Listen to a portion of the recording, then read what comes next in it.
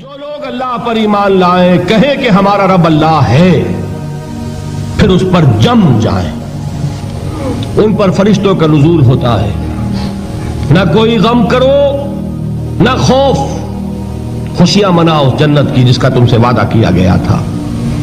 اللہ کی ربوبیت پر اطمینان جب انسان کو ہو جاتا ہے، میرا رب اللہ ہے، ربی اللہ، انسان کے لیے نہ کوئی کھٹکا، نہ کوئی خطرہ، نہ کوئی خوف، نہ کوئی حزن۔ جو کچھ ہو رہا ہے کس کے اذن سے ہو رہا ہے؟ اللہ کے اذن سے۔ اللہ کے اذن کے بغیر پتا تک نہیں ہلتا۔ یہ کوئی اندھا بہرا مادہ نہیں ہے جس سے مجھے کوئی خوف ہو۔ اندھا بھینسا چلا آ رہا ہو اس سے تو ڈرنے کا ہر انسان کو ڈرنا چاہیے، نہ معلوم کس کو ٹکر مار دے، لیکن نہیں، اس کائنات کو چلانے والا ایک سمیع و بصیر خدا ہے۔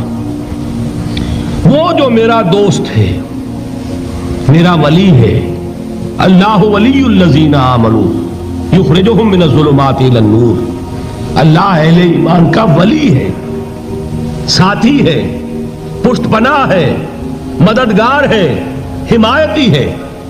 بتائیے جسے یقین ہو جائے کہ اللہ میرا مددگار، اللہ میرا محافظ، اللہ میرا پشت پناہ، اللہ میرا حمایتی، اس کے لیے کوئی خوف ہوگا؟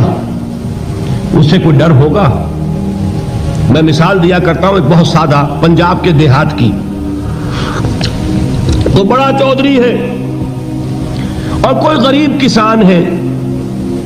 اس غریب کسان کے جانوروں کو ہر وقت اندیشہ ہوگا چوری کا، کوئی میری بھینس کھول کر نہ لے جائے، کوئی میرا بیل کھول کر نہ لے جائے۔ لیکن جس کے بارے میں یہ سب کو معلوم ہو کہ وہ جو بڑا چودھری ہے وہ اس کا دوست ہے، اس کی بچیا کو کوئی خوف ہوگا؟ اس کی بھینس پر کوئی ہاتھ ڈالے گا؟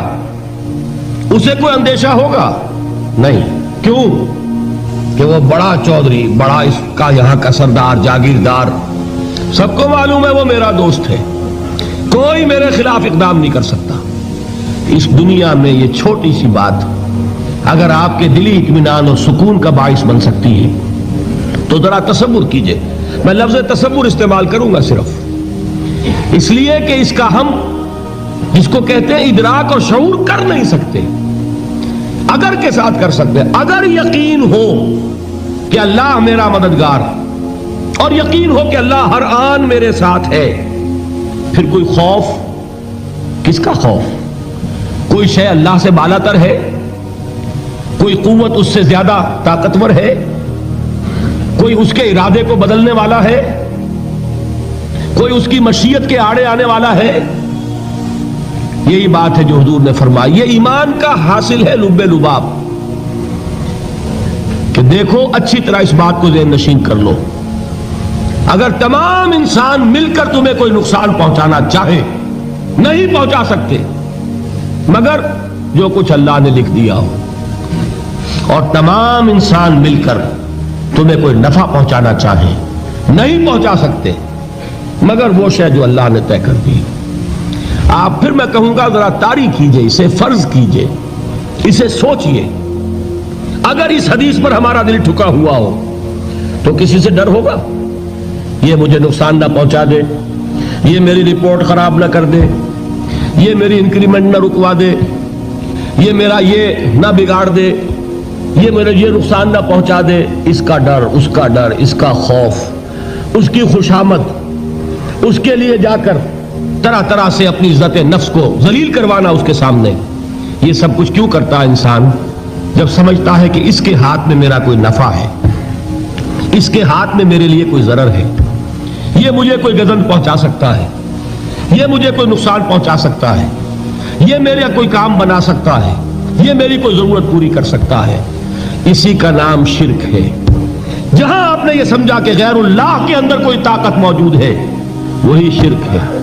بتوں سے تجھ کو امید خدا سے نومیدی، مجھے بتا تو صحیح اور کافری کیا ہے؟ شرک تو یہ ہے۔ جس پر بھی تمہیں یہ خیال ہے، کلمہ ہے یہ کلمہ سوم، لا حول ولا قوت الا باللہ، ذرا اس پر دل کو کبھی اگر آپ تصور کریں، پھر فرض کریں، دل ٹھک جائے اس پر، کوئی طاقت نہیں۔ یہی بات تھی جو شیخ عبد القادر جیلانی رحمۃ اللہ علیہ نے اپنی وصیت میں اپنے بچے سے کہی. 11ویں دینے والے ہیں، لیکن حضرت شیخ عبد القادر جیلانی کی وصیت اور تعلیمات کو کتنے لوگ ہیں جانتے ہو؟ یہ جن مقامات تک پہنچے ہیں وہ کس چیز کی بدولت پہنچے؟ انہوں نے جو پیغام دیا وہ کیا تھا؟ اے میرے بچے، جس طریقے سے قرآن مجید میں حضرت لقمان کی نصیحتیں جو ہے نقل کر دی گئی ہیں، میں یہ عرض کروں گا بالفرض اگر قرآن حضرت عبد القادر جیلانی کے بعد نازل ہوا ہوتا تو شیخ عبد القادر کی یہ نصیحتیں بھی قرآن میں درج ہوتی. اتنی اونچی نصیحتیں ہیں.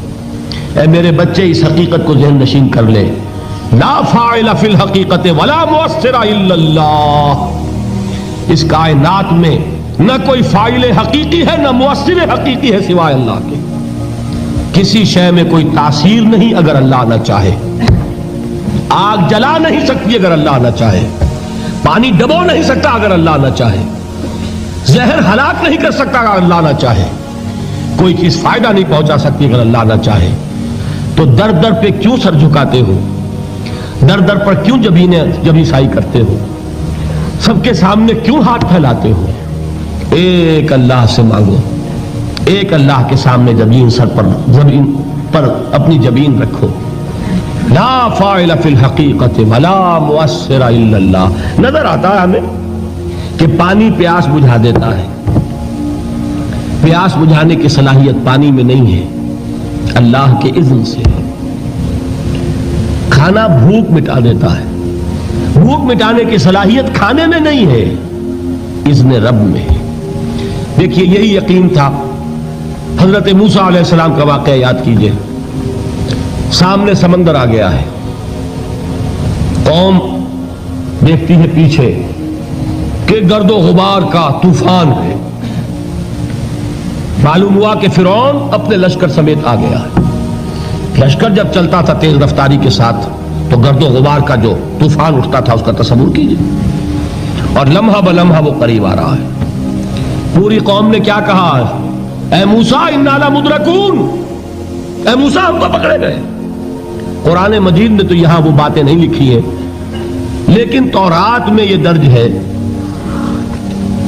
کہ بنی اسرائیل جھگڑنے لگے، دست و گریبان ہو گئے موسیٰ کے ساتھ. موسیٰ ہمیں یہاں مروایا لا کر، اس سے تو ہم ہی بہتر تھے. وہاں کھانے کو ملتا تھا، زندگی تو تھی، بیگار ہم کر رہے تھے، موت تو نہیں تھی. اب جو کچھ ہوگا اس کا تصور کرو، جس طریقے سے ہمارے ٹکڑے اڑائے جائیں گے. تو لڑ رہے ہیں حضرت موسیٰ علیہ السلام سے. یہ تورات کی تفصیل ہے. قرآن میں صرف اتنا آیا ہے، پریشان ہو کر انہوں نے کہا انا لمدرکون. موسیٰ ہم تو پکڑے گئے. اس وقت موسیٰ کا جواب کیا ہے؟ کلا ان معی ربی سیہدین. نہیں، میرے ساتھ میرا رب ہے، وہ راستہ دے گا. بتائیے کہاں راستہ نظر آ رہا ہے؟ یہ ہے ایمان بالغیب. راستہ نظر نہ آئے تب اللہ پر یقین ایمان ہے.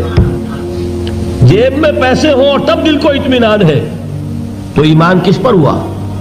پیسے پر، اللہ پر نہیں. جب وسائل و ذرائع نہ ہو اور پھر یقین ہو کہ اللہ مسبب الاسباب ہے، وہ اسباب کا پابند نہیں ہے، وہ اسباب کا محتاج نہیں ہے، اسباب اس کے محتاج ہیں. اگر یہ یقین ہے تو اللہ پر ایمان ہے. یہ نہیں ہے تو تمہارا ایمان اسباب پر ہے، وسائل پر ہے، ذرائع پر ہے، مادیات پر ہے، اللہ پر نہیں. اس وقت کہاں راستہ تھا؟ کوئی راستہ تھا؟ سمندر ہے اور ادھر سے لشکر آ گیا ہے.